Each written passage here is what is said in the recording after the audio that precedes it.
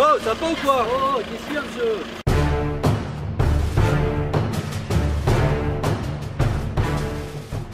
Bonjour à tous, alors aujourd'hui on va voir quelques conseils pour faire face à une agressivité de type réactive, c'est-à-dire quand quelqu'un est énervé en réaction à quelque chose qui l'a frustré par exemple. T'as pas vu qu'il n'y avait pas de passage scooter? Pardon monsieur. Ah oui, passage scooter, ouais, mais Oui. en fait, j'allais voir mon fils là. Et alors, en urgence, je m'en fous de ton fils, ouais, moi. je suis désolé Pas monsieur. tout seul, connard. Bonne journée, au revoir.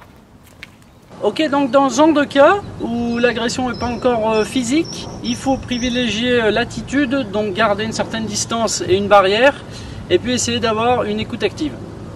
Donc l'écoute active consiste en plusieurs points.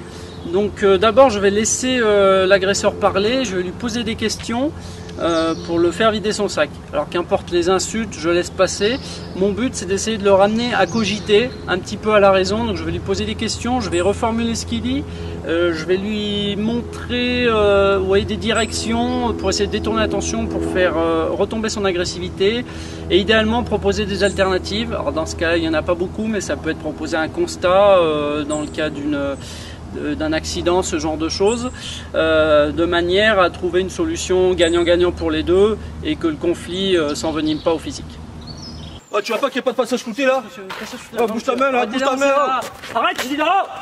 Alors durant toute la discussion, je vais garder une attitude assertive, ma barrière, je vais être cible dur, de manière à ce que si ça dégénère, je puisse réagir. Typiquement s'il pousse, je peux faire un petit tour de garde, si jamais il y a un coup qui vient, je peux faire une passe-partout.